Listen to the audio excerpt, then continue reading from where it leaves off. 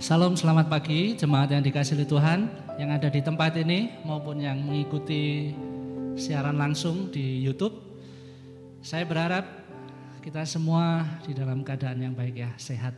Saya bersyukur jikalau Tuhan mengizinkan kembali saya sudah bisa menjumpai jemaat di tempat ini setelah 2 minggu. Akhirnya mendapatkan lotre gitu ya. Nah, kita bersyukur ya, kita bisa berkumpul, bertemu dengan saudara-saudara seiman. Kita akan memuji nama Tuhan, menikmati hadirat Tuhan. Saya mengundang semua bangkit berdiri. Dan saya memberi kesempatan ke Bapak Ibu semua, mari katakan selamat hari Minggu, selamat beribadah. Ya, selamat hari Minggu, selamat beribadah. Ya, puji Tuhan kita bertemu kembali di rumah Tuhan ini. Mari kita mengambil waktu teduh di hadapan Tuhan, kita mempersiapkan hati kita.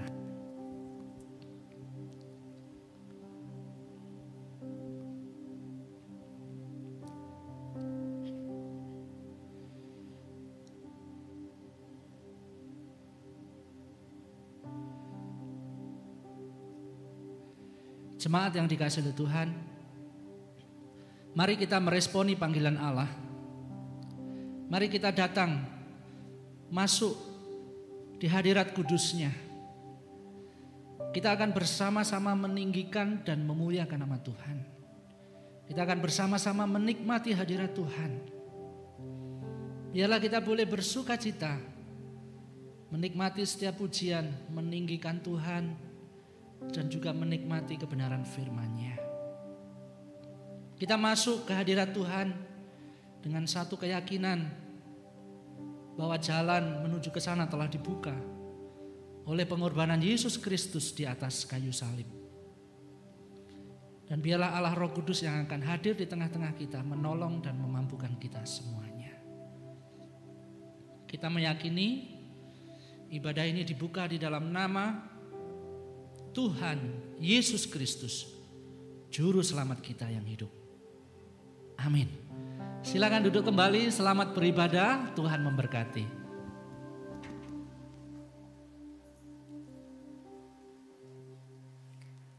Aku mau bersyukur kepadamu di antara bangsa-bangsa ya Tuhan. Dan aku mau bermazmur bagimu di antara suku-suku bangsa.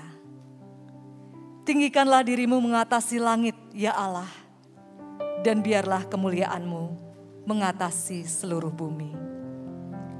Saudara terkasih, kita memasuki ibadah kudus hari ini dengan penuh ucap syukur dan keyakinan kepada Kristus, Tuhan dan Juru Selamat, landasan hidup. Anugerahnya cukup untuk menolong kita bisa memandang Kristus yang indah.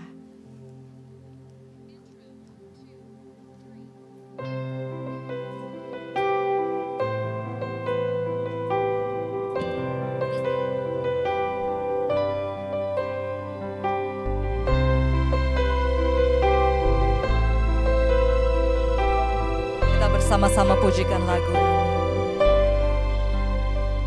Oh, lihatlah Kristus yang indah, sumber mata air yang melimpah, nyanyianku di dalam malam, beri kekuatan yang takkan padam, gunung batu pertahananku, landasan tempatku bertumpu, sobat sejati setiap waktu. Oh Kristus kekasih jiwaku. Kristuslah kekasih jiwa kita.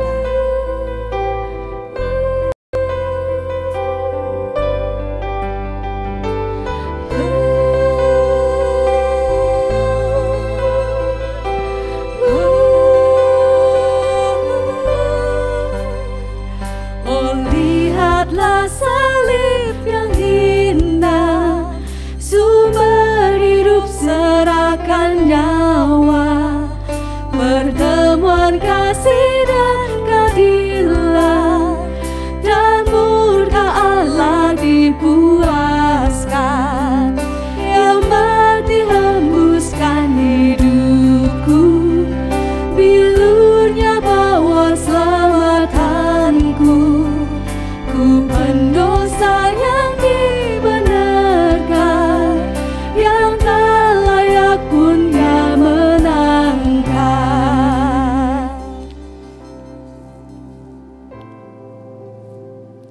Karena semua orang telah berbuat dosa dan telah kehilangan kemuliaan Allah.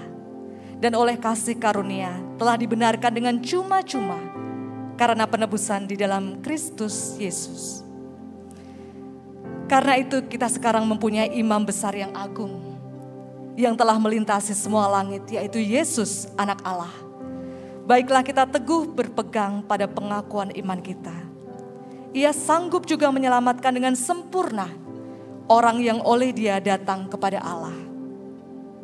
Sebab Ia hidup senantiasa untuk menjadi pengantara mereka. Kita ambil waktu teduh di hadapan Tuhan, mengakui dosa kita secara pribadi di hadapan-Nya.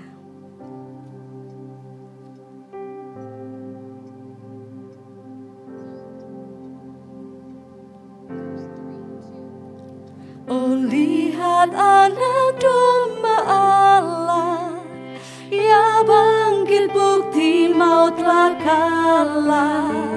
Bertelus lidah katakan, Kristus Yesus adalah Tuhan. Dialah Tuhan. Dalam hidup takut pun sirna, mati pun ku tahan bersamanya. Hingga akhir nafasku hembus, biar ku bawa indahnya Kristus.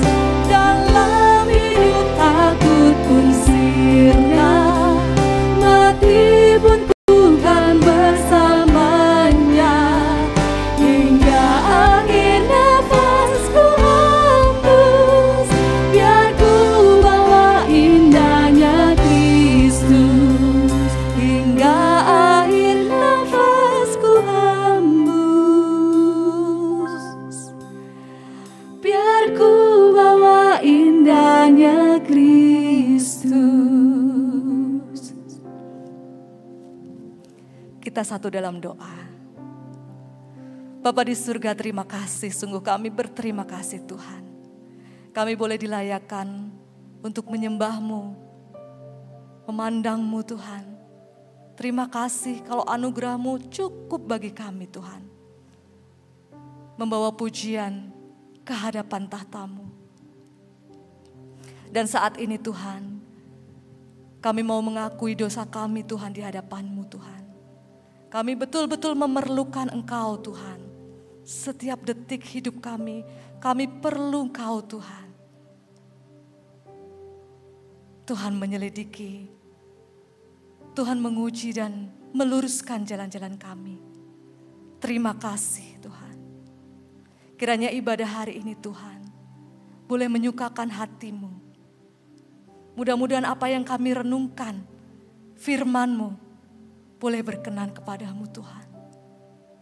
Terima kasih Bapa. Di dalam nama Tuhan Yesus Kristus, kami berdoa dan mengucap syukur. Amin.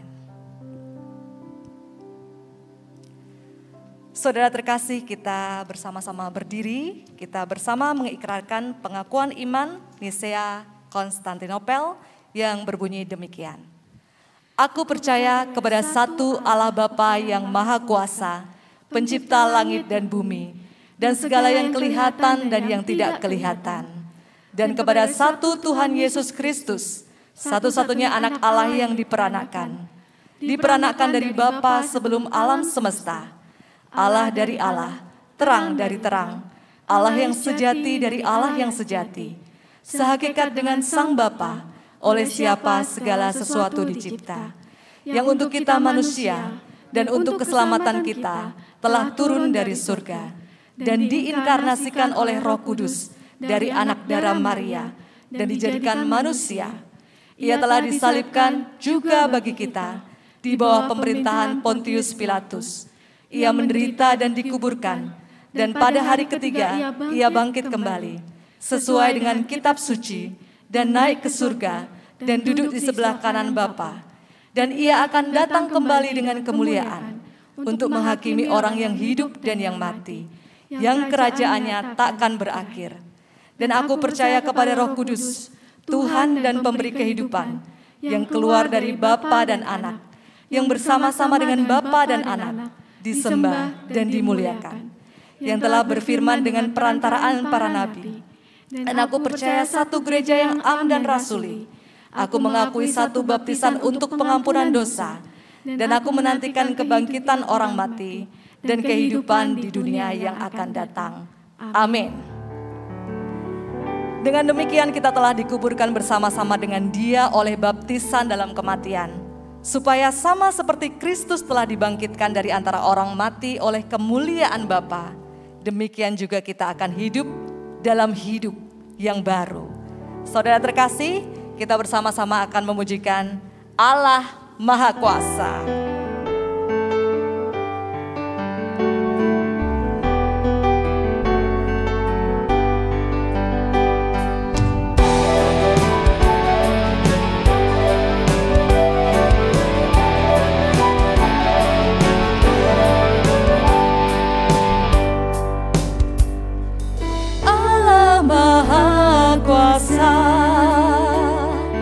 Umatmu tolonglah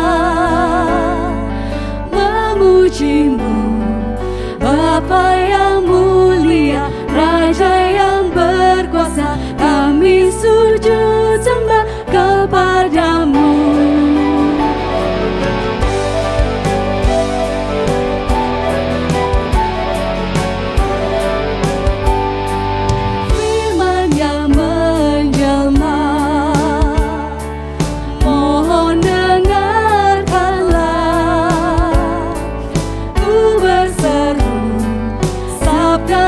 Jadilah rohmu, penuhilah Tuhan, berkatilah jemaatmu.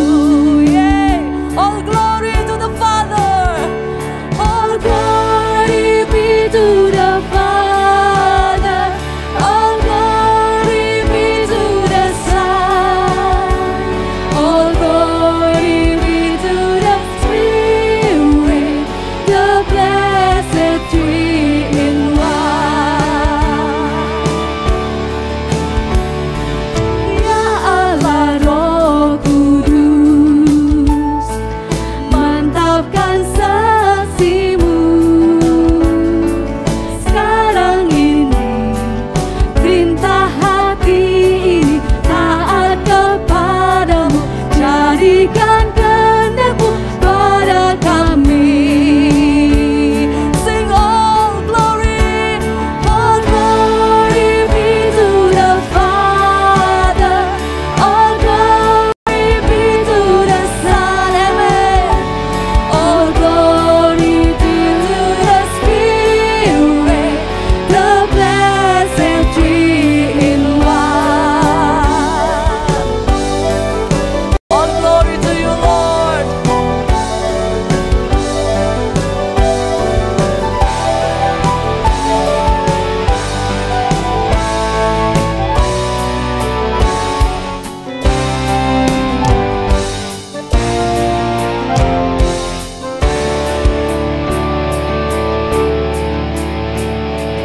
Allah Bapa, Putra,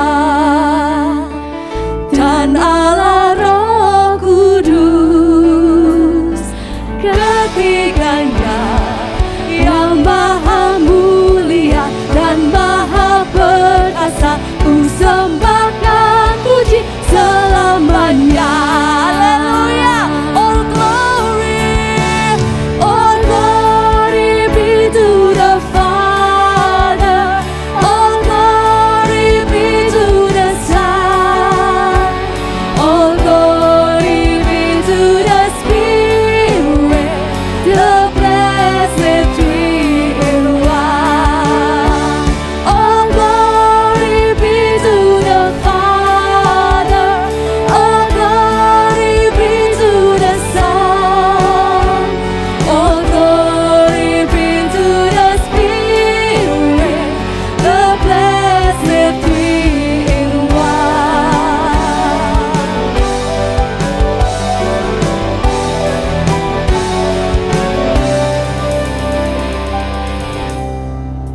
Puji nama Tuhan. Kita telah mengenal dan telah percaya akan kasih Allah kepada kita.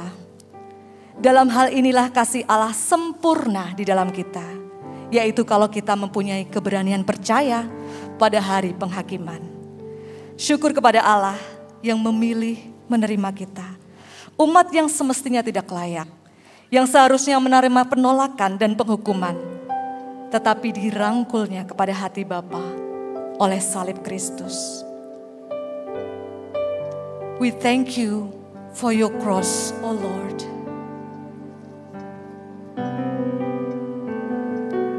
Sambil menyiapkan hati kita mendengar firman Tuhan, kita bersama-sama pujikan. Thank you for the cross, Lord. Thank you for the price you paid, bearing all my sin and shame. In love you came and gave amazing grace. Thank you for this love, Lord. Thank you for the nail-pierced hand. Washed me in your cleansing flow. Now all I know, your forgiveness and praise. Worthy is the Lamb Seated on the cross, seated on the throne. Crown you now with many crowns. You reign victorious. and I lifted up.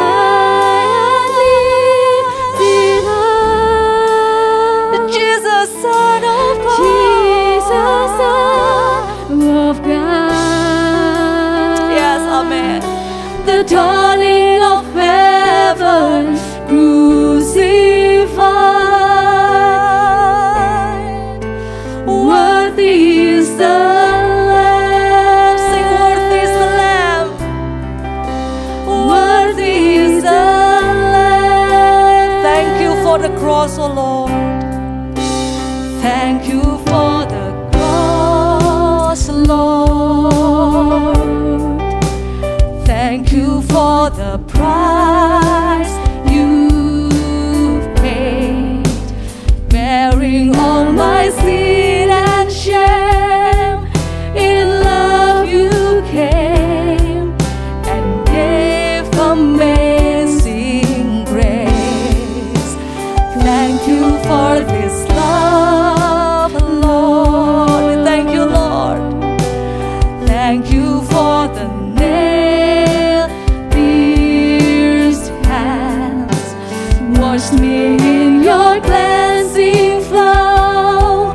Now all I know, your forgiveness and praise. Worthy is the Lamb, seated on the throne. Crown you now with many crowns. You reign victorious. And I lifted up. Oh, Jesus, Son of God. Jesus, Son of God. Yes, Lord. The dawning of heaven crucified.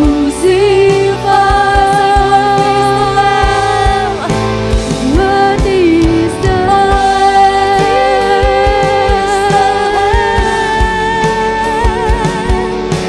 seated on the throne.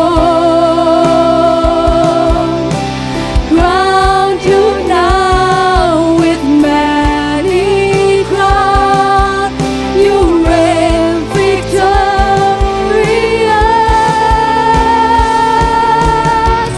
High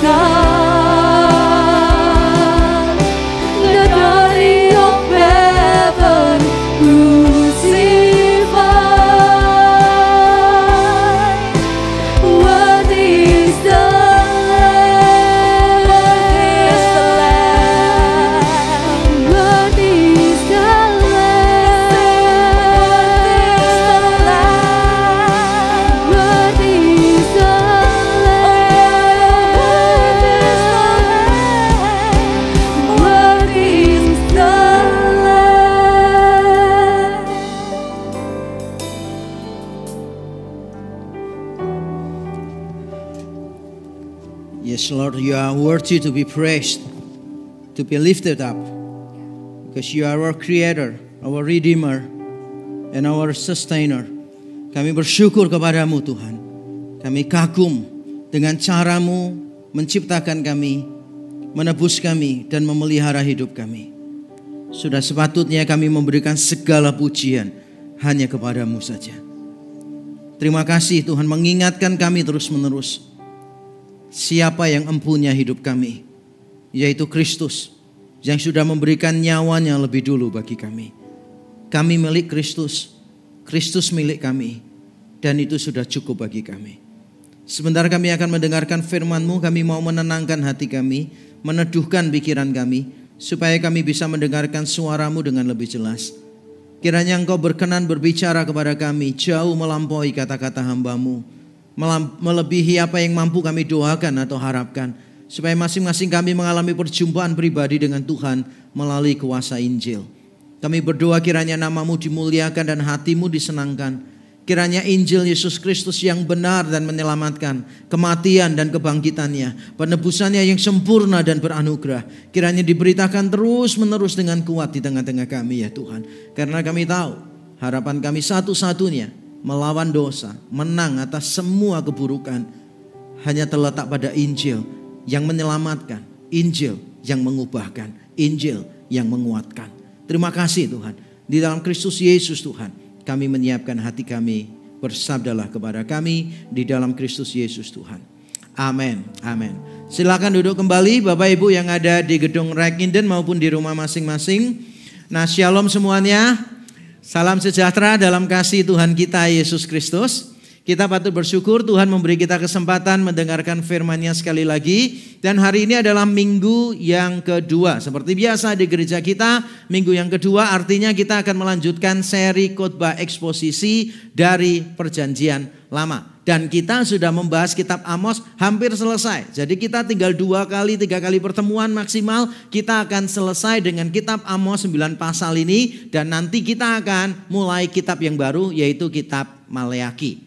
Luar biasa, Maleaki lebih pendek, topiknya lebih beragam sehingga saya yakin lebih mudah untuk dikhotbahkan, lebih nyaman untuk didengarkan daripada kitab Amos yang 9 pasal dan isinya sama terus, penghukuman, penghukuman, dan penghukuman. Nah hari ini kita nanti akan membahas Amos pasal 9, pasal yang terakhir ayat 7-10. Tapi saya ingin memulai dengan mengingatkan kita sebuah tragedi yang melanda banyak tempat, beberapa pulau yang terletak di Samudra Hindia, yaitu tsunami yang terjadi di awal tahun 2000. 2004 kalau terjadi di Aceh, di beberapa tempat terjadinya berbeda, tapi fenomenanya mirip semuanya. Terjadi masalah, yaitu terjadi badai tsunami yang luar biasa. Nah, ada banyak cerita yang menyedihkan di situ, ada banyak cerita yang mengerikan karena kalau kita jujur mengamati beritanya, jumlah orang yang meninggal dan seterusnya luar biasa. Saya menonton film dokumenternya tentang tsunami juga, saya mendapatkan gambaran visual yang jauh lebih menakutkan daripada yang saya baca di tulisan.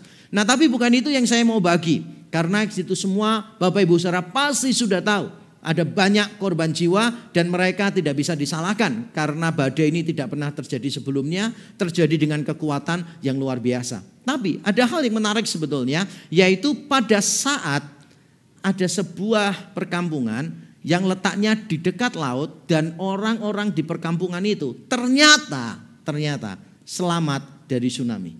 Padahal mereka tinggal tidak jauh dari laut. Dan kita bertanya mengapa mereka bisa selamat? Ternyata mereka menceritakan bagaimana mereka bisa selamat. Pada waktu sebelum tsunami melanda, biasanya air lautnya itu surut luar biasa. Very unusual, surut banget. Dan biasanya orang begitu melihat sesuatu yang tidak biasa semacam laut surut, yang dilakukan orang-orang apa? Semuanya lari ke tengah laut, benar ya? Karena gak pernah sebelumnya bisa sampai ke situ. Makanya semuanya rebutan sampai ke sana. Tidak lama kemudian badainya datang dan mereka semua dihempaskan oleh ombak. Tapi penduduk di kampung ini berbeda. Mereka belajar satu nasihat kuno sekali dari nenek moyang mereka turun-temurun. Nasihatnya begini, kalau ada sesuatu yang tidak biasa berarti akan ada bahaya. Kalau terjadi sesuatu yang tidak biasa, akan terjadi bahaya. Maka ketika air lautnya surut, yang dilakukan penduduk kampung itu adalah mereka semua lari ke daerah pegunungan, menjauhi laut itu. Sehingga ketika badai terjadi, mereka tidak ada yang menjadi korban satupun. Luar biasa. Cerita ini mungkin jarang kita dengarkan, karena kita seringkali mendengarkan korban. Tapi dari cerita itu kita belajar satu hal, saudara, bahwa kondisi yang paling berbahaya adalah ketika seseorang merasa aman-aman saja, padahal dia sedang berada di tempat yang berbahaya. Ini kondisi yang paling berbahaya. Orang berada di tengah bahaya, tapi dia merasa aman-aman saja. Mungkin kita pernah juga berada dalam situasi seperti itu. Mungkin kita pernah mendengar beberapa tahun yang lalu tragedi, terjadi kecelakaan, beberapa luka, beberapa meninggal dunia kena supporter salah satu kesebelasan di Indonesia yang kalau nonton keluar kota naik kereta api tidak pernah berbayar karena terinspirasi dari lagu anak-anak. Ke Bandung, Surabaya, bolehlah naik dengan percuma. Makanya gak pernah mau bayar mereka. Mereka duduk di gerbong kereta api bersukacita. Ratusan orang ada di gerbong bersukacita luar biasa. Tanpa mereka menyadari bahwa gerbong kereta api itu suatu ketika akan melewati sebuah terowongan. Disitulah persoalan mulai terjadi. Banyak orang kelabakan, panik, lompat sana, lompat sini dan seterusnya. Ada yang meninggal, banyak yang luka-luka. Saudara, kadang-kadang kita merasa aman, padahal tempat kita adalah tempat yang paling tidak aman. Saya ingat waktu saya masih kecil, saudara, nggak ada uang, cuma punya teman. Yang dilakukan adalah pergi kemana saja yang tidak berbayar. Salah satunya adalah naik pickup atau naik truk. Dan itu yang saya lakukan. Bersama teman-teman saya naik truk, kemudian wah kemana saja itu naik truk pokoknya. Begitu turun, wah seneng, bahagia banget bisa kemana-mana tanpa bayar. Jadi saya pikir memang DNA gratisan itu sudah ditumbuhkan sejak kecil ya. Di dalam masyarakat plus 62 ini saudara, semuanya yang gratis itu rasanya lebih menyenangkan. Nah suatu ketika saya itu naik mobil, kemudian saya perhatikan mobilnya itu tidak melambat di kampung saya. Dia lebih cepat gitu di satu jalan raya. Wah saya pikir nih kemana nih, dia nggak berhenti di situ. Saya pikir dia berhenti di situ. Jadi akhirnya saya putuskan saya harus lompat. Pada waktu saya lompat ternyata terjadi sesuatu. Biasanya kan posisinya itu mereka berhenti pelan, saya baru lompat, saya jalan pelan gitu. Nah ini kan posisinya kenceng dia. Saya lompat, saya jalan pelan seperti biasa. Dan saya terseret di jalan itu. Harusnya pada waktu saya lompat kecepatannya dia tinggi, saya sambil lari. Harusnya begitu. Tapi karena saya tidak pernah menghadapi situasi begitu, akhirnya saya jatuh. Pernah di sini yang naik bisnya belum berhenti sempurna sudah turun? Pernah? Pernah ya? Pernah jatuh enggak? Kalau begitu turun dari bisnya belum berhenti sempurna, saudara langsung berhenti begini. Saya jamin pasti jatuh. Saudara tuh harus ikut jalan. Gitu. Apalagi kalau saudara pas turun bis ngambil dompetnya orang, harus lari. Sebab kalau enggak saudara punya masalah di situ. Nah saya tidak tahu, saya tidak memahami bahwa itu berbahaya. Akhirnya saya jatuh terseret di jalan dan benar-benar luka semuanya. Badan saya, baju saya robek semuanya. Pulang ke rumah dimarahi oleh papa. Saya tidak sadar bahwa saya sedang berada di dalam bahaya. Nah seperti itu pula keadaan bangsa Israel pada zaman Amos. Mereka sedang berada di dalam bahaya yang luar biasa. Amos sudah menegur mereka berkali-kali dan beberapa hukuman Tuhan juga sudah diberikan sedikit-sedikit. Tapi mereka tetap merasa aman-aman saja. Dan mari kita belajar mengapa mereka bisa merasa aman dan bagaimana Tuhan menyikapi itu. Mari kita membaca Amos 9 ayat 7 sampai 10. Mari kita membaca bersama-sama Bapak Ibu Saudara sekalian. Amos 9 ayat 7 sampai 10. 1, 2, 3. Bukankah kamu sama seperti orang Ethiopia bagiku, hai orang Israel? Demikianlah firman Tuhan. Bukankah aku telah menuntun orang Israel keluar dari tanah Mesir, orang Filistin dari Kaftor, dan orang Aram dari Kir? Sesungguhnya Tuhan Allah sudah mengamat-amati kerajaan yang berdosa ini. Aku akan memunahkannya dari muka bumi, tetapi aku tidak akan memunahkan keturunan Yakub sama sekali. Demikianlah firman Tuhan. Sebab sesungguhnya aku memberi perintah dan aku mengiraikan kaum Israel di antara segala bangsa seperti orang mengiraikan ayak, dan sebiji batu kecil pun tidak akan jatuh ke tanah. Oleh pedang akan mati terbunuh semua orang berdosa di antara umatku yang mengatakan, malapetaka ini tidak akan menyusul dan tidak akan mencapai kami. Amin. Amin. Bagian ini saudara menceritakan tentang respons terakhir bangsa Israel terhadap ancaman-ancaman hukuman yang sudah disampaikan dari pasal 1 sampai pasal yang ke-8. Bagaimana bangsa Israel meresponi itu? Sudah sering diomongi dan bahkan ada beberapa hukuman yang sudah Tuhan lakukan. Misalnya apa? 2 tahun setelah Amos melayani terjadi gempa bumi. Nanti saudara pulang rumah baca Amos 1 ayat 1. 2 tahun setelah Amos melayani terjadi gempa bumi. Dan itu sebetulnya tanda cicipan dari murka Allah. Tapi apa yang terjadi? Di ayat yang ke-10 saya bacakan ulang. Bangsa Israel berkata begini. Malapetaka itu tidak akan menyusul. Tidak akan mencapai kami. Padahal sudah diberitahu. Tapi tetap aja mereka berkata tidak akan mencapai kami. Kalau Bapak Ibu saudara rajin mendengarkan gempa, berita-berita bencana, gunung Merapi meletus dan seterusnya, atau gunung yang lain meletus, maka kita menemukan satu cerita yang sama yang berulang-ulang kita dengarkan. Yaitu pejabat sudah memberitahu, harap mengungsi dan seterusnya. Beberapa hari sudah diumumkan terus. Tapi yang menarik adalah begini, selalu tetap ada korban yang meninggal dunia. Benar gak sih? Selalu ada korban yang meninggal dunia. Padahal peringatan-peringatan sudah diberikan, tetap aja ada korban. Kenapa bisa begitu? Karena orang itu punya pemikiran begini, gak mungkin lah kita loh sudah cukup jauh. Tidak mungkin letusannya itu efeknya sampai ke sini. Tidak mungkin. Ternyata prediksi mereka salah. Berapa kali coba kita itu memikirkan sesuatu padahal itu berbahaya. Tapi kita gak sadar bahwa itu berbahaya. Tidak sadar bahwa itu berbahaya. Orang melompat dari tebing masuk ke sebuah air terjun. Gak sadar bahwa di air terjun itu ternyata kedalaman 2-3 meter ke bawah itu sudah ada pusaran airnya. Mereka pikir semua air terjun sama. Ketika mereka lompat dari tempat yang lebih tinggi, otomatis masuknya ke air juga lebih dalam di situ. Lalu terseret oleh arusnya dan mereka meninggal dunia. Ada banyak orang yang berpikir gak apa-apa lah, begitu turun nanti kita bisa langsung naik.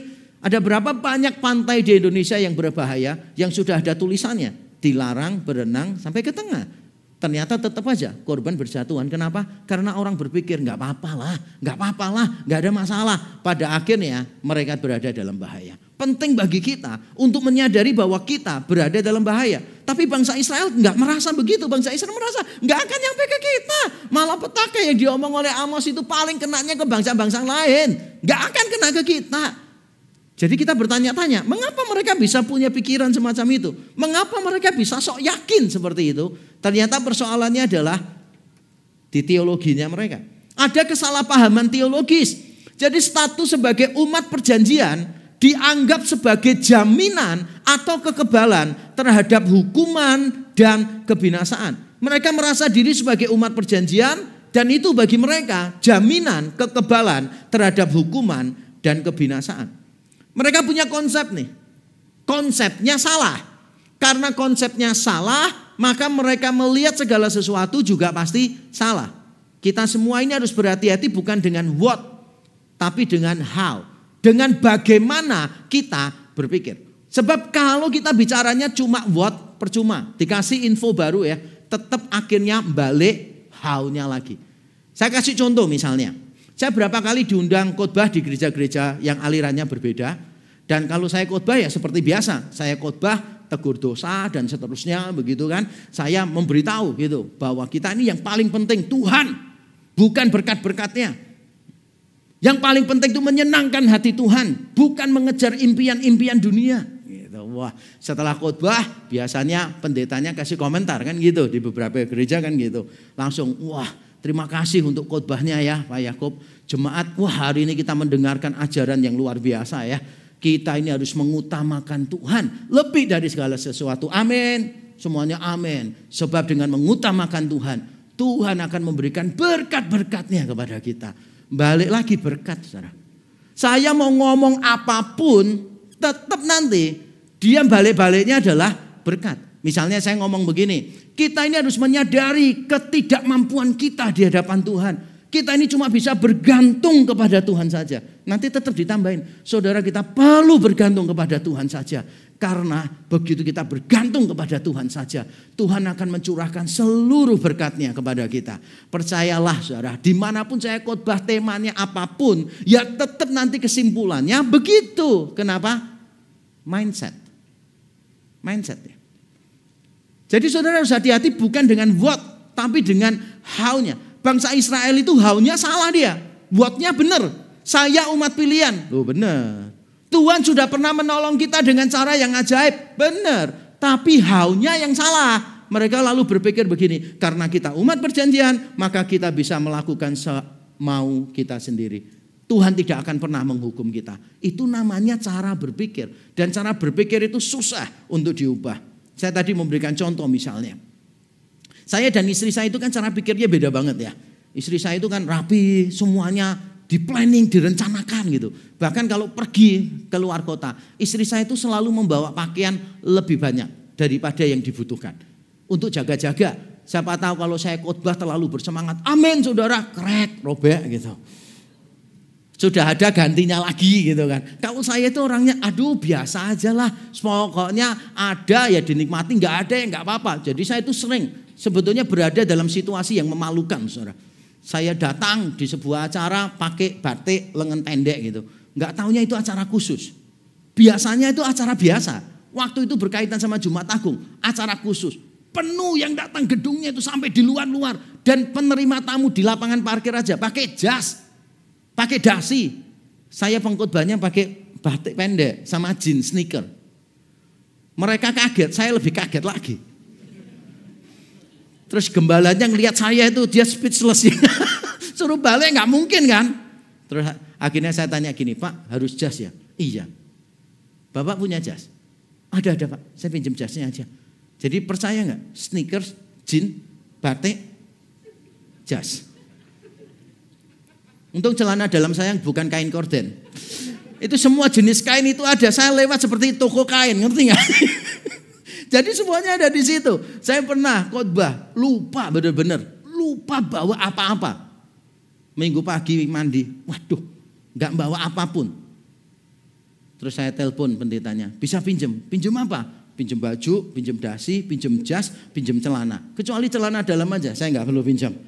Saya itu pakai punyanya pendetanya itu. Pendetanya lebih kecil dari saya.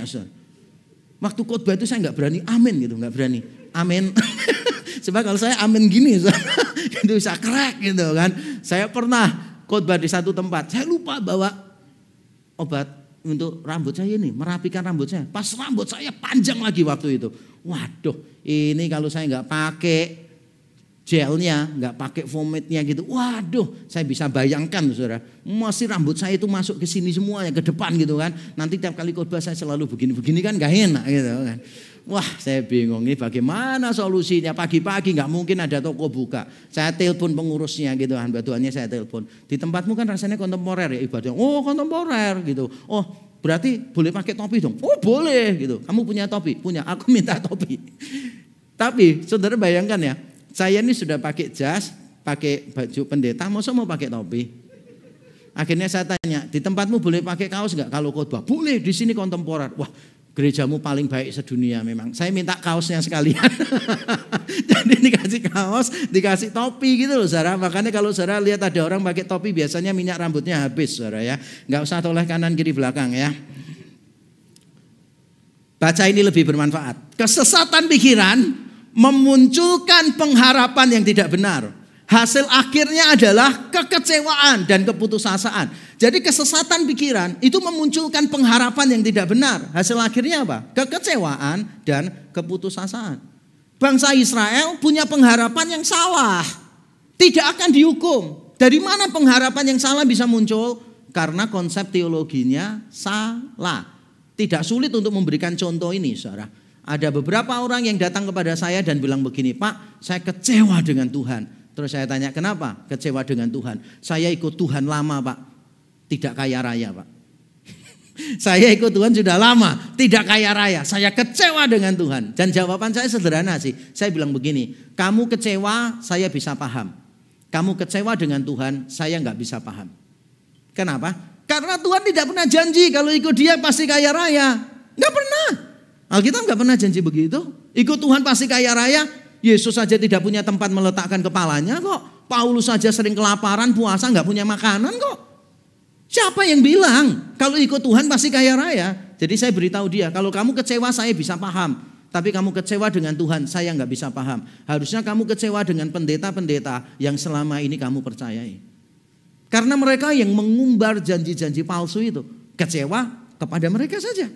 Tapi saya bersyukur juga di antara cerita-cerita yang semacam itu, ada beberapa orang yang cerita kepada saya. Misalnya tidak lama, beberapa waktu yang lalu, ada orang memberitahu saya begini, terima kasih Pak.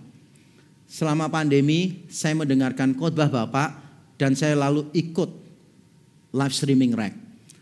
Dan itu menolong saya, dia bilang. Karena pada waktu pandemi semuanya hancur, keluarga berantakan, saya putus asa, sudah mau jadi ateis, ada yang mau bunuh diri juga. Dia bilang, saya merasa Tuhan tidak bisa dipercaya. Saya kecewa dengan Tuhan. Karena harapan saya kepada Tuhan, porak-poranda selama pandemi hidup saya hancur berantakan. Tapi begitu saya mendengarkan khotbah Pak Yakub, saya tahu selama ini yang salah adalah teologi saya. Tuhan tidak pernah salah. Kalau teologimu salah, maka harapanmu salah.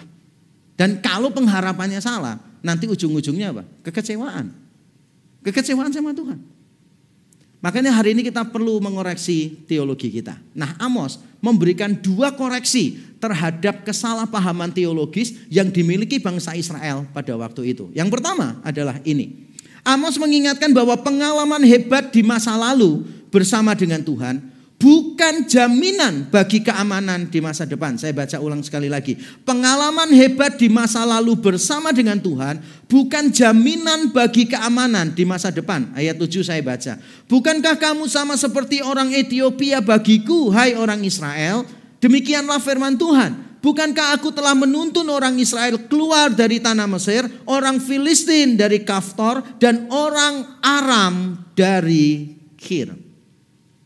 Bangsa Israel punya pemikiran begini, saudara. Kita ini umat perjanjian. Tuhan sudah membebaskan kita dari tanah Mesir dengan luar biasa untuk menjadikan kita umat kesayangannya. Haleluya, puji Tuhan. Maka selamanya kita akan tetap jadi umat perjanjian. Maka selamanya Tuhan tidak akan menghukum kita seperti Tuhan menghukum bangsa-bangsa lain. Tidak akan pernah terjadi. Mereka punya pikiran begitu. Karena kan Tuhan sudah menyelamatkan dari tanah Mesir dengan cara yang hebat. Masuk akal gak sih? Lalu mereka tambahkan gini, Tuhan itu kan setia. Walaupun kita tidak setia, Tuhan setia. Perjanjiannya akan terus ada. Masuk akal enggak? Masuk akal. Lalu mereka mungkin berkata begini, Tuhan itu tidak pernah gagal dalam rencananya. Sekali dia merencanakan, tidak mungkin gagal. Kalau dia merencanakan kita jadi umatnya, tidak mungkin kita berhenti jadi umatnya. Masuk akal enggak? Masuk akal semuanya. Lalu mereka berkata, jadi malapetaka tidak akan menimpa kita.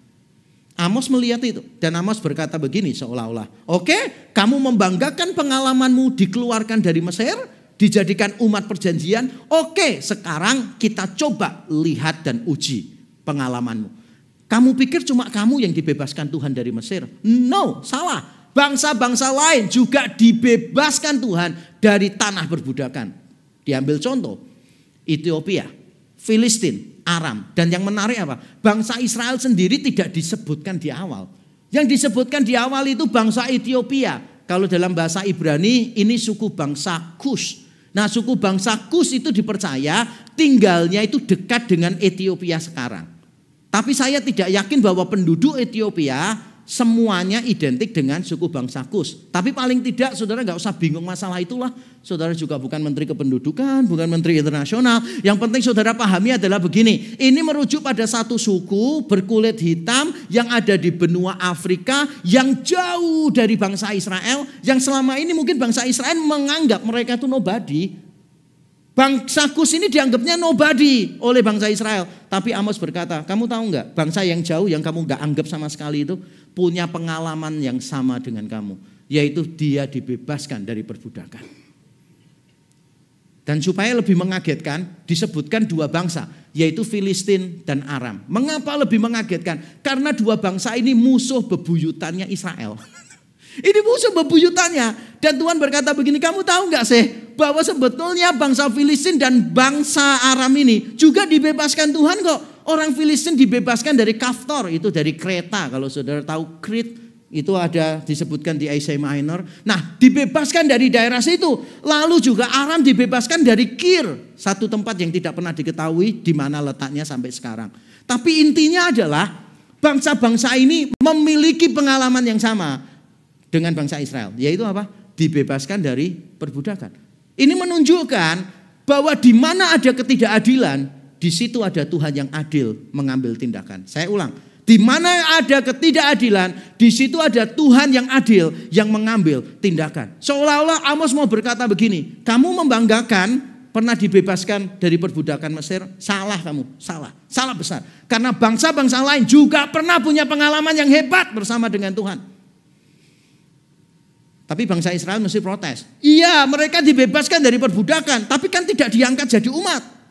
Kalau kami kan dibebaskan dari perbudakan dan dijadikan umat. Nah, begitu mereka punya pikiran semacam itu, Amos langsung menjelaskan. Justru di situ poinnya. That is exactly my point.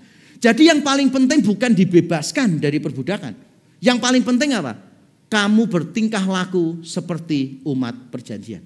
Kalau statusmu umat perjanjian, hidupmu bukan seperti statusmu, tidak ada gunanya sama sekali. Justru itu poin yang mau disampaikan Amos itu di situ. Kalau kamu cuma membanggakan dibebaskan dari perbudakan, bangsa lain juga mengalami kok. Loh, tapi kan kami membanggakannya status. Oke, kamu membanggakan status umat perjanjian. Tingkah lakumu seperti statusmu enggak? Kamu selama ini melanggar perjanjian. Berarti sebetulnya perjanjian itu meaningless buat kamu. Gak ada gunanya sama sekali. Justru inilah poin yang mau disampaikan oleh Amos. Yang paling penting adalah relasi bersama dengan Tuhan. Terutama di dalam konteks perjanjian. Dua pihak mengikatkan diri dalam sebuah relasi. Relasi ini diwarnai dengan ketaatan. Ketaatan yang bersumber dari rasa syukur atas karya Allah yang ajaib di masa depan. Di masa lalu, di masa sekarang. Allah berkarya dengan ajaib. Kita merespons dengan ketaatan kita. Jadi Tuhan ingin mengingatkan, jangan bernostalgia. Karena yang paling penting itu bukan bernostalgia. Yang lebih penting adalah setelah nostalgia, terus mau ngapain? Saya berapa kali berjumpa dengan orang Kristen, ceritanya begini, Pak, Tuhan itu ajaib loh Pak. Saya dulu pernah Pak mengalami mujizat. Terus cerita, terus saya Pak pernah ditolong sama Tuhan Pak. Wah begini. Oke, good, luar biasa, bersyukur. Tapi begitu ditanya, terus sekarang bagaimana hubunganmu sama Tuhan? Tidak berani jawab dia. Banyak di antara kita suka menceritakan bagaimana Tuhan bekerja di dalam diri kita. Tapi kita jarang memikirkan bagaimana kita berelasi dengan dia. Saya ulang ya. Banyak di antara kita suka membicarakan bagaimana Tuhan bekerja di dalam hidup kita. Tapi berapa banyak di antara kita yang berani bicara bagaimana kita berelasi dengan Tuhan ini. Bangsa Israel memikirkan dulu pengalaman ajaib dibebaskan dari Mesir. Gak penting. Status saya sebagai umat perjanjian gak penting. Yang paling penting adalah kamu hidup sesuai statusmu atau tidak. Yang paling penting tuh status kita dihidupi atau enggak. Kalau enggak, status kita pasti meaningless, saudara. Bayangkan misalnya ya, seorang guru, seorang pendidik, seorang dosen malas mencari tambahan pengetahuan. Lihat buku kepengen muntah. Terus bagaimana bisa jadi pendidik? Jadi guru. Mungkin saudara gaya belajarnya nggak baca buku, saya bisa paham. Tapi mungkin saudara melakukan yang lain. Saudara riset ini itu, studi lapangan dan seterusnya. Tapi kalau ada orang yang mengajar dari dulu sampai sekarang, bahannya sama terus. Statusnya nggak cocok gitu. Saya dulu pernah punya satu dosen, saudara. Ngajar saya itu surat Roma. Tapi tiap kali masuk kelas yang dia bicarakan itu tempat kelahirannya dia terus. Taruhlah kota X gitu. Makanya tiap kali mau kelas ditanya orang, kuliah apa nih? Kita jawab surat X. Bukan surat Roma. Karena surat Romanya gak pernah dibahas sama sekali. Dan itu berlangsung terus menerus dari dulu kakak kelas saya sampai adik kelas saya. Gak ada perubahan sama sekali. Kalau saudara pendidik, saudara guru, saudara dosen, saudara harus menambah pengetahuan saudara. Karena saudara itu memberikan pengetahuan. Maka saudara harus ke sana. Bahkan saya bermimpi Surga itu seperti perpustakaan yang besar, dengan jumlah buku yang tidak terbatas. Saya melihat wajah saudara langsung bersuka cita semua. Wah, kalau surga seperti itu Pak, mending saya di neraka Pak, rasanya lebih bahagia. Enggak, masing-masing kita itu harus ngerti status kita apa dan hidup kita sesuai dengan status kita. Kalau saudara itu ibu rumah tangga, dipanggil sebagai seorang perempuan, ya berarti harus memperhatikan keluarga. Kalau dipanggilnya sebagai wanita karir, ya perhatikan karir. Kalau kita dipanggilkan sebagai apapun dalam panggilan kita, ya kita setia kepada status itu. Tapi kita ini tidak pernah punya cuma satu status, paham ya maksud saya? Saya status saya apa? Pendeta, status saya apa? Pengajar, status saya apa? Pembicara seminar, status saya apa? Status saya gembala, status saya apa? Ayah, status saya apa? Suami, dan seterusnya, dan seterusnya. Bagaimana kita hidup sesuai semuanya dengan status yang beragam, yang multidimensional ini, itu adalah tantangan bagi kita. Jadi jangan sampai kita mikirkannya masa lalu terus. Ada berapa banyak orang yang suka mikirkannya masa lalu. Gereja gak berkembang kenapa? Masa lalu. Selalu ngomongannya gini, kita gak usah macem-macem lah gitu-gitu ngapain. Dulu kita gak pakai gitu-gitu aja berkembang. Sering mendengar ucapan semacam ini gak? Dalam bidang bisnis juga sama ya. Kita gak usah lah ngikuti perkembangan zaman teknologi gitu-gitu. Aduh, dulu kita gak pakai gitu-gitu aja berkembang kok. Dikasih contoh lagi, dulu engkongmu jaga toko, engkongmu tuh orang paling tidak ramah sedunia. Sekali ngomong tidak enak, orang lihat-lihat ditanya, ngapain, beli atau enggak? Nanti tanya, so ini harganya berapa? Mau beli atau enggak? Kalau enggak beli, enggak tak jawab. Engkongmu aja tokonya bisa maju. Ngapain sih kita mikir yang ini itu. Dulu aja begini berkembang. Akibatnya apa? Enggak berkembang. Orang tua juga sama. Parentingnya sudah diomongin, sama anak harus banyak waktu. Supaya anak itu bisa kenal kita. Supaya anak kalau ada pergumulan mau milih pacar, mau nembak cewek itu konsultasi sama papanya. Atau kalau pas ditembak sama cowok konsultasinya sama mamanya. Supaya bisa ngomong. Kalau sama anak jangan keras-keras, jangan ketus. Jadikan anak sahabat. Jawabannya apa? Papa mama dulu tidak begitu kok. Emak engkong itu kasar, suka pukul, suka macam-macam. Papa mama akhirnya ketemu jodoh ya baik. Selalu dulu. Makanya nggak pernah bisa maju. Di dalam apapun kita harus belajar hal-hal yang baru gitu. Walaupun saya tidak mengatakan yang baru selalu lebih bagus. Tetapi kita membuka diri jangan terikat pada nostalgia masa lalu. Saya sebagai hamba Tuhan juga begitu. Saya kumpulkan anak-anak muda, saya tanya kalau di bidang IT teknologi, pemikiran kamu 20 tahun mendatang, 5 tahun mendatang, gereja itu tantangannya apa? Saya kumpulkan orang lain lagi di bidang yang berbeda, saya tanya menurut kamu gereja 20 tahun mendatang itu kayak apa seharusnya? Kalau saya nggak bisa melihat jauh, saya pinjam matanya anak-anak muda yang bisa melihat lebih jauh. Kita ini harus belajar hal-hal yang baru. Jangan mikir dulu aja bisa. Itu pikiran bangsa Israel. Makanya gak pernah maju. Teguran pertama Tuhan kepada bangsa Israel adalah jangan bergantung kepada pengalaman yang hebat bersama Tuhan yang dulu.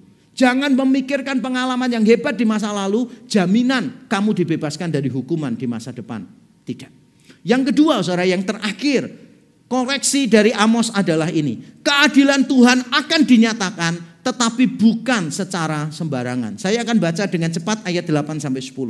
Sesungguhnya Tuhan Allah sudah mengamat-ngamati kerajaan yang berdosa ini. Aku akan memunahkannya dari muka bumi. Tetapi aku tidak akan memunahkan keturunan Yakub sama sekali. Demikianlah firman Tuhan. Sebab sesungguhnya aku memberi perintah dan aku mengiraikan kaum Israel di antara segala bangsa. Seperti orang mengiraikan ayak. Dan sebiji batu kecil pun tidak akan jatuh ke tanah.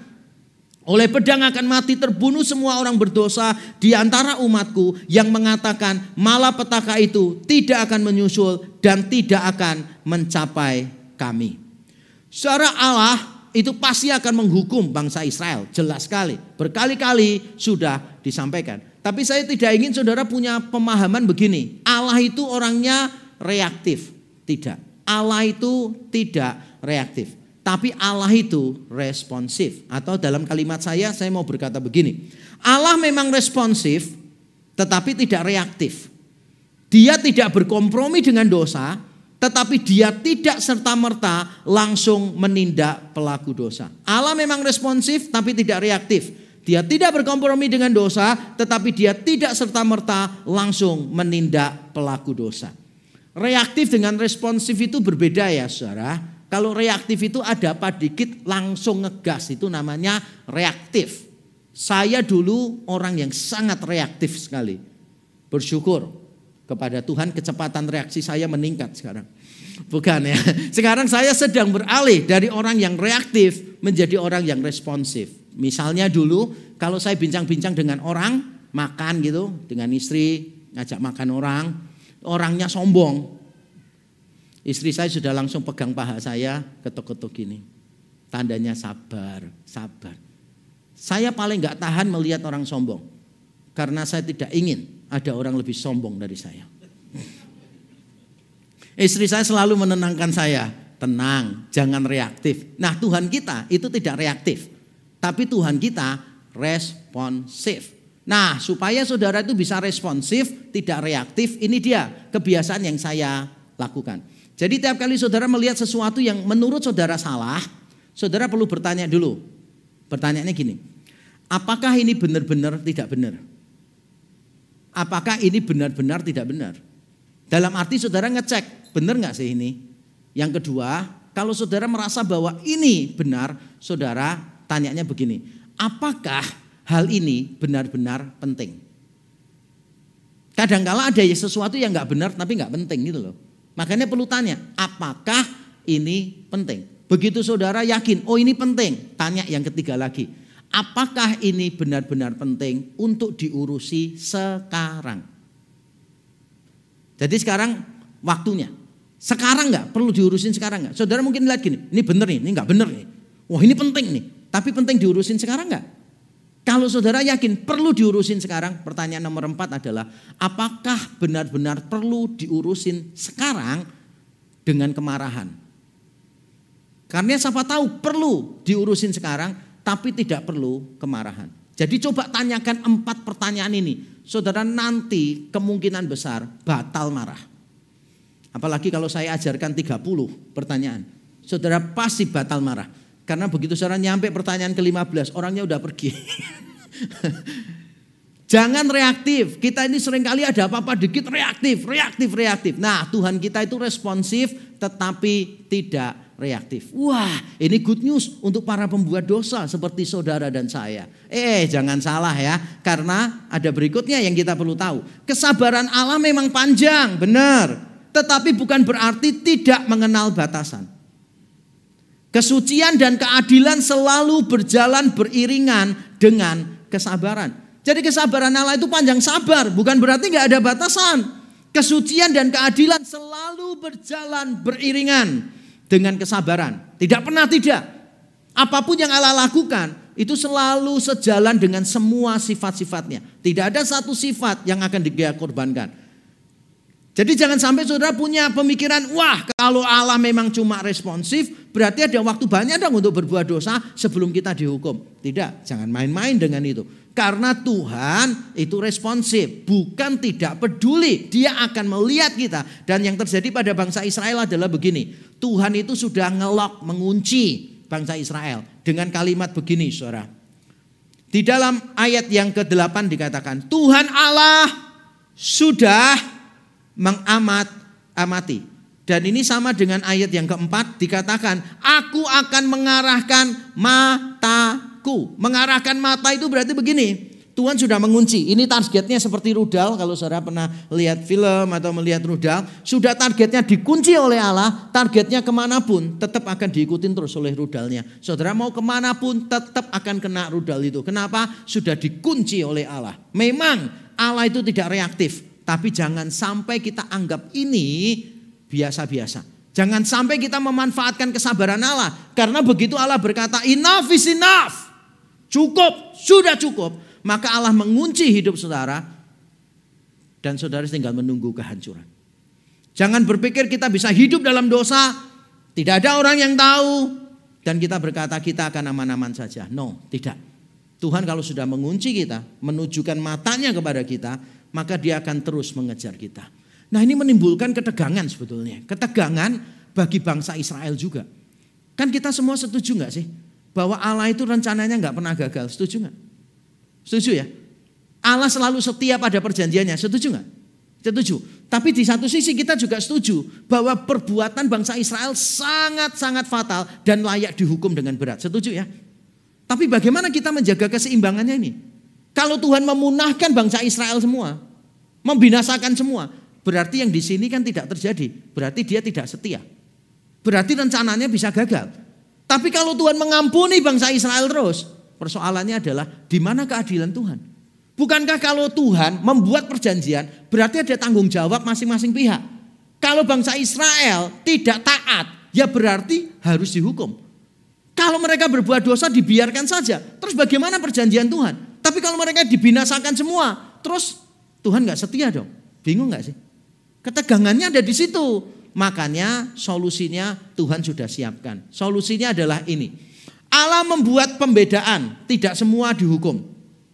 Hanya yang berdosa di antara bangsa Israel. Dan Allah menyisakan umat pilihan. Di ayat 8b dikatakan, aku tidak akan memunahkan keturunan Yakub sama sekali. Saya khawatir terjemahan ini kurang jelas ya. Maksudnya sama sekali itu bukan begini. Aku tidak akan memunahkan keturunan Yakub sama sekali. Berarti mereka akan baik-baik saja. No, bukan itu. Terjemahannya itu begini. Aku tidak akan memunahkan keturunan Yakub semuanya. Maksudnya gitu. Tidak akan dipunahkan semuanya. Hanya orang-orang yang berdosa di antara umat perjanjian. Nah, dengan cara melakukan pembedaan, dengan cara menyisakan orang-orang tertentu, maka ketegangan tadi berhasil dipertahankan. Ketegangannya berhasil dipertahankan. Yaitu Tuhan gak pernah gagal, perjanjiannya tetap untuk selama-lamanya, tapi yang menikmati perjanjian tidak semua orang. Tapi perjanjiannya tetap ada. Nah, gambarannya itu seperti orang yang sedang mengirai. Saudara tahu, anak muda pasti gak ngerti ini ya. Anak muda tahu gak sih bahwa kalau beli beras, di dalam berasnya itu ada batu-batu kecil. Tahu ya anak muda ya, berarti gak seberapa kaya ya kalian. Jangan orang kaya gak pernah lihat batu di dalam beras gitu. Saya dari orang miskin tinggal di kampung. Jadi kalau cari beras biasanya cari beras yang apa? Yang murah-murah begitu. Dan kalau yang murah-murah warnanya nggak seberapa bagus begitu. Kemudian ada apa? Ada batunya. Mesti ada batunya di situ. Saya tidak mengatakan yang warnanya putih bersih pasti lebih mahal, lebih bagus ya. Dulu pikiran orang kampung tuh begitu. Tapi begitu beli biasanya ada batu-batu kecil. Nah, yang dilakukan oleh orang tua adalah pakai tampah, tahu tampah? Gitu ya, tampah yang bulat gitu. Kemudian berasnya semua ditaruh di situ, lalu mulai diayak gitu. Mulai diayak begini, cari tempat yang terbuka, yang banyak anginnya, bila perlu setelah gini sambil niup gitu kan, gitu. Supaya nanti yang kering-kering bisa terbuang, daun-daun yang mungkin masuk kotoran bisa terbuang gitu. Dan saudara yang enggak pernah melakukan ini harus berlatih. Jangan pikir sekali pegang langsung bisa. Karena dulu saya pernah coba begini kan gitu. Harusnya kan gini tuh. Saya enggak, ininya diem, badan saya yang gerak. Susah loh, itu sama seperti kita waktu kecil pertama kali disuruh sikat gigi ya. Ketika disuruh sikat gigi kan harusnya gini kan ya. Yang terjadi apa? Gini, kitanya yang goyang-goyang gini. Itu sikat gigi atau main harmonika sebetulnya. Nah, susah loh, sungguhan. Kalau saudara enggak percaya, coba deh gini. Cuma saya enggak yakin masih bisa melihat alat-alat itu. Sebab sekarang kalau beli beras rasanya enggak pernah ada batunya ya. Atau saudara biasa beli batu yang ada berasnya. Diayak sama Tuhan, jadi enggak semuanya dibuang. Yang bagus dipertahankan oleh Tuhan. Dari yang bagus itulah akhirnya Tuhan melanjutkan perjanjiannya. Jadi tidak semua dibuang oleh Tuhan. Nah, disitulah saya melihat ketegangan tadi berhasil untuk dipertahankan. Jadi hukuman yang tidak sembarangan merupakan kunci keseimbangan ilahi dalam menjaga perjanjian. Allah setia kepada perjanjiannya, nggak mungkin gagal, perjanjiannya nggak mungkin batal, benar sih. Tapi ini umatnya keterlaluan, harus dihukum. Terus solusinya bagaimana? Kalau dibinasakan semua, Allah nggak setia, perjanjiannya batal. Kalau tidak diapa-apakan, berarti Allah tidak setia kepada kekudusannya, kepada keadilannya. Solusinya apa? Tidak semua dihukum, dan dari yang tidak dihukum yang sedikit itu, Tuhan melanjutkan perjanjiannya. Dan yang terakhir saya mau tutup khotbah saya ini saudara dengan kalimat ini. Dalam karya penebusan, Keadilan dan kesetiaan Allah berjalan beriringan dan sama-sama dipuaskan.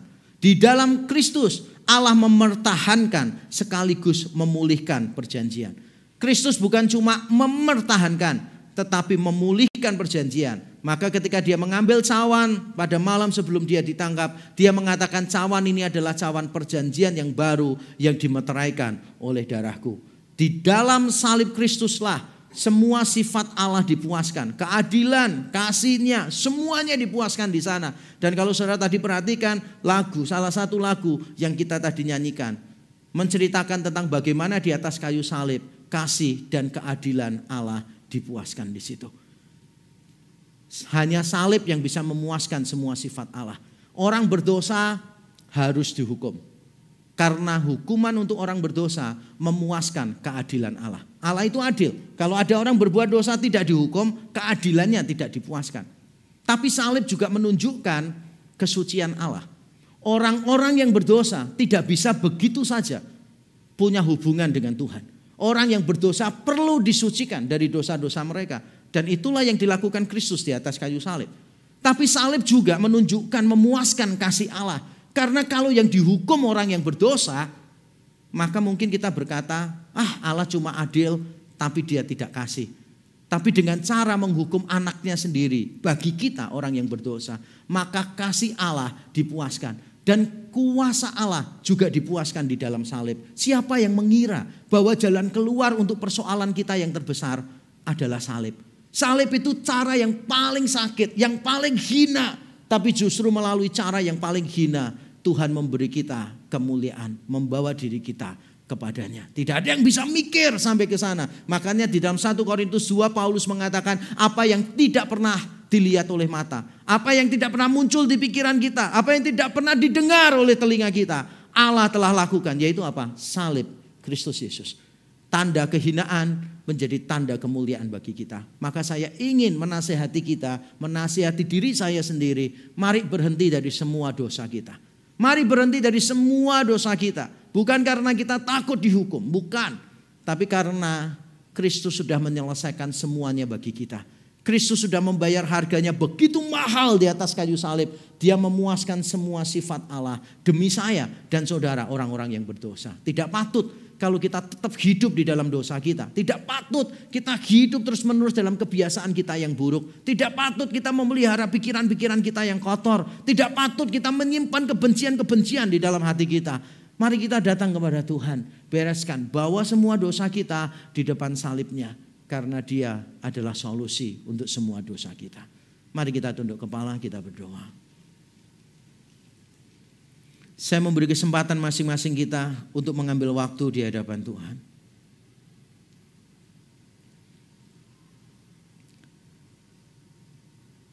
Mari mengambil waktu untuk bertobat di hadapan Tuhan. Mungkin ada kebencian dalam diri kita, ada kesombongan yang perlu kita bawa di depan salib Kristus. Mungkin ada tindakan-tindakan tertentu yang berdosa yang kita lakukan, yang orang lain mungkin tidak tahu. Mungkin ada pikiran-pikiran kotor, pikiran-pikiran jahat yang sering menguasai otak kita. Mari kita datang kepada Tuhan, apapun itu. Mungkin ada kebiasaan-kebiasaan buruk yang menghambat kita bertumbuh kepada Tuhan dengan baik. Mari datang kepada Tuhan dan selesaikan.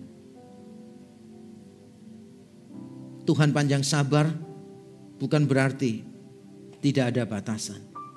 Mari kita jangan menganggap remeh anugerah Tuhan. Datang kepada Tuhan dan mohon ampun bersama-sama. Bapa di surga, terima kasih untuk firman-Mu. Kami datang kepadamu mohon ampun. Umat-Mu yang mendengarkan firman dan hamba-Mu sendiri yang menyampaikan. Kami adalah orang-orang yang berdosa. Kami datang kepadamu mohon ampun ya Tuhan. Kami seringkali hidup di dalam dosa kami. Menganggap remeh dosa, kesalahan-kesalahan yang kami anggap kecil, sepele. Kami tidak pernah mau berubah. Sungguh-sungguh memberikan hidup kepada Tuhan. Tuhan ampuni kami. Bahkan mungkin ada di antara kami yang seringkali memberikan dalih-dalih, pembenaran-pembenaran, excuses untuk apa yang kami lakukan. Tuhan ampunilah kami. Kami datang kepadamu ya Tuhan. Kami datang, ampunilah kami. Dan kami percaya Tuhan mengampuni kami. Bukan karena dosa kami kecil atau sedikit, tapi karena korban Kristus sempurna di atas kayu salib bagi kami. Kami datang kepadamu, ampunilah kami. Terimalah kami kembali kepadamu. Di dalam Kristus Yesus kami berdoa dan bersyukur. Amin. Tuhan memberkati kita.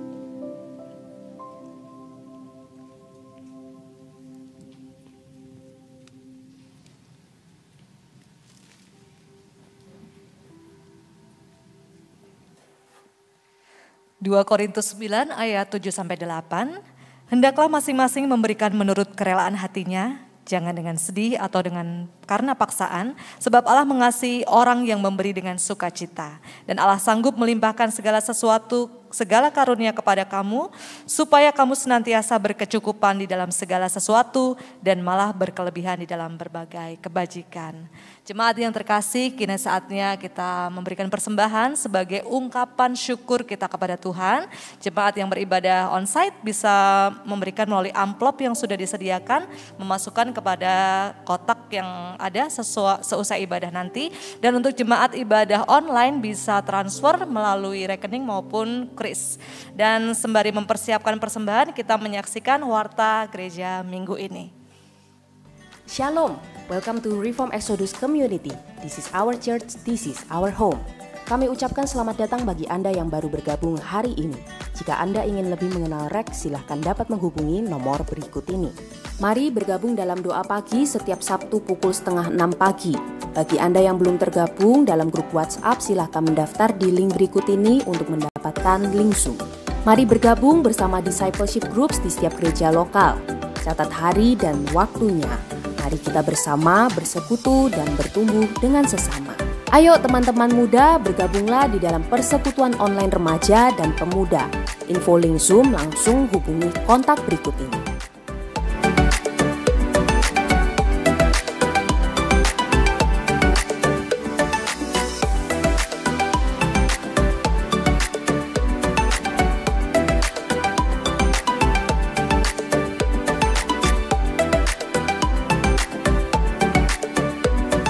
Demikianlah informasi untuk minggu ini. Tetap semangat, God bless you, see you next week.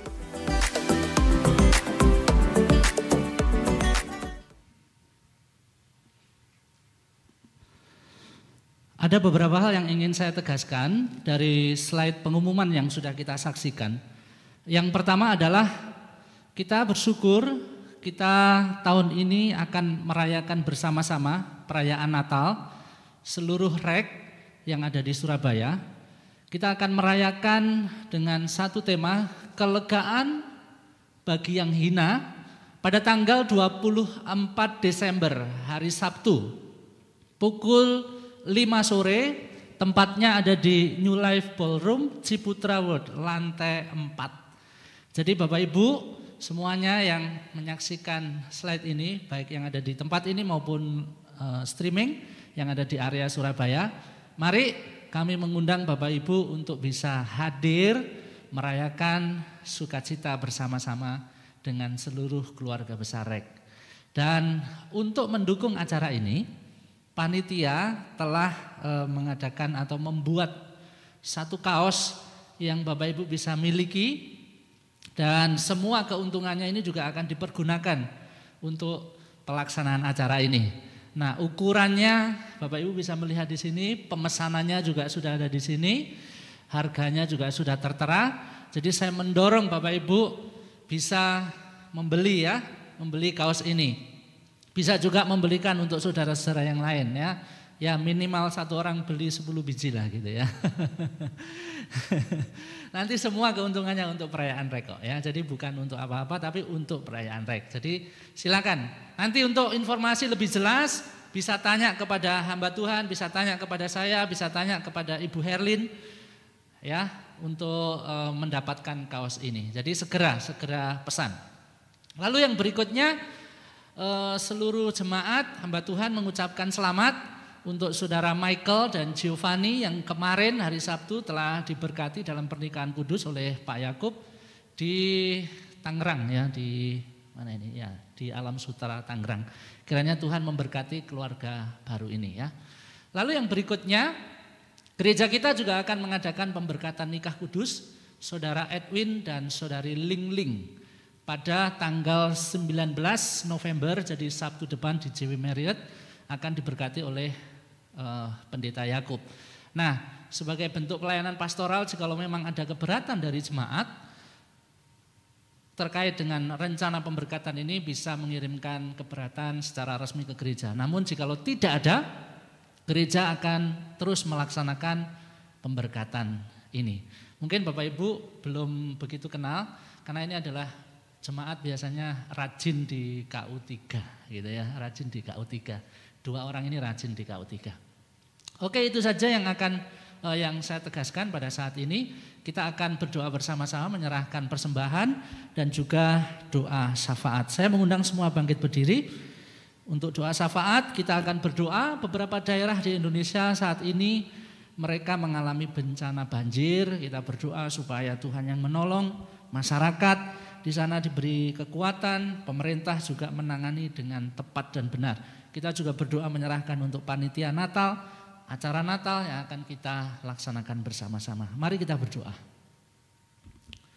Bapa kami yang baik, pada saat ini kami mengucap syukur. Tuhan yang sudah terlebih dahulu memelihara kehidupan kami. Tuhan yang sudah terlebih dahulu memberkati kami.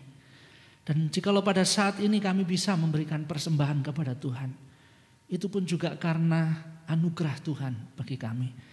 Kami mau menyerahkan persembahan ini ke dalam tangan kuasa Engkau ya Tuhan. Kiranya Engkau memberkati sehingga persembahan ini boleh digunakan untuk kemuliaan nama Tuhan. Engkau memberkati hamba Tuhan majelis di tempat ini yang mengelola setiap rupiah. Biarlah dipertanggungjawabkan di hadapan Tuhan. Semua digunakan untuk kemuliaan Tuhan. Engkau memberikan hikmat pada kami untuk mengelola apa yang sudah kami kumpulkan ini dan Tuhan disenangkan. Kami berdoa menyerahkannya Tuhan untuk seluruh umat-Mu yang sudah memberikan. Kiranya Engkau juga yang akan terus menolong mereka, memberkati mereka hari lepas hari. Bagi beberapa saudara kami yang benar-benar pada saat ini bergumul, tidak bisa memberikan persembahan. Kami juga memohon bila Tuhan Engkau yang memelihara mereka. Engkau yang akan memberkati mereka di dalam setiap pergumulan yang mereka alami, di dalam pergumulan perekonomian. Tuhan, terima kasih. Pada saat ini kami berdoa menyerahkan untuk beberapa daerah di Indonesia ini yang terkena bencana banjir. Kami mau berdoa menyerahkan untuk masyarakat yang terdampak. Mari Tuhan Engkau memberkati mereka.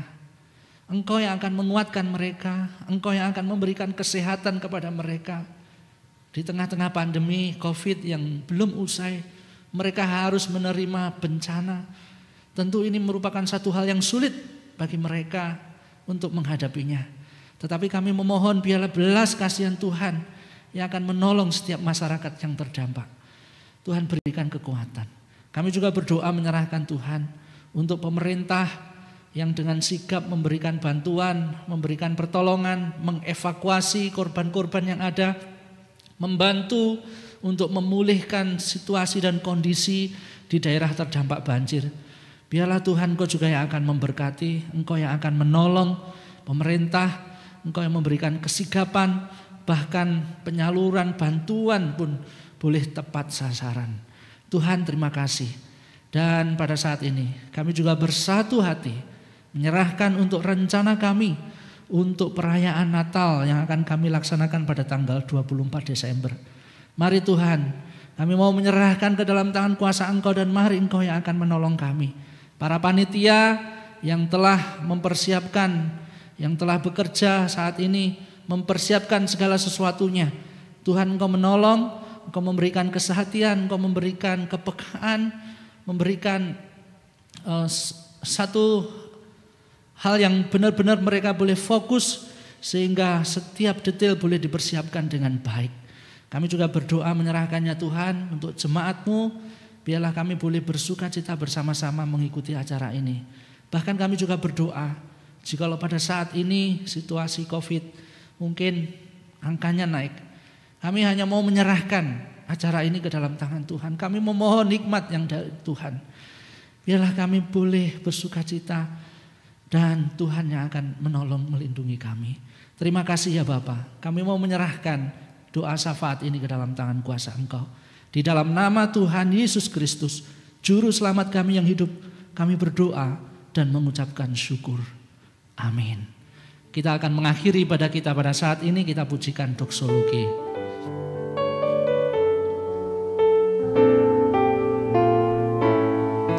Puji Allah, Bapa, Putra, puji Allah, Roh Kudus, ketiganya yang esa, pohon selamat, sumber berkat. Jemaat yang dikasihi oleh Tuhan, arahkanlah hatimu sekaya kepada Tuhan. Ini tiba saatnya kita akan kembali ke tempat kita masing-masing dan melakukan kebenaran firman-Nya. Terimalah berkat. Kiranya Allah Bapa menyinari engkau dengan wajah-Nya dan memberi engkau kasih karunia. Kiranya Gembala Agung kita, Yesus Kristus, senantiasa memperlengkapi engkau dengan segala yang baik untuk melakukan kehendak-Nya. Dan kiranya Allah Roh Kudus memberkati engkau, melindungi engkau, memampukan engkau menjalani setiap pertumbuhan kerohanian dan iman, memberikan damai sejahtera dan penghiburan hari lepas hari. Kiranya segala yang baik dan yang manis yang dari Tuhan dilimpahkan bagi engkau mulai saat ini sampai Tuhan Yesus datang yang kedua kali. Terimalah berkat dari Allah Tritunggal di dalam nama Tuhan Yesus Kristus. Amin.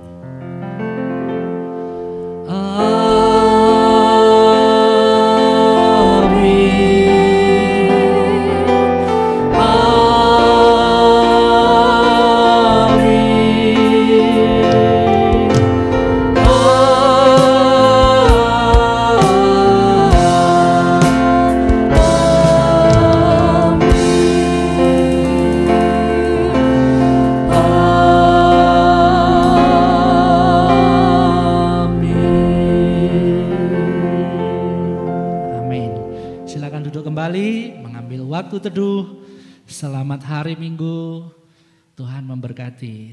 Sebelum meninggalkan tempat ini,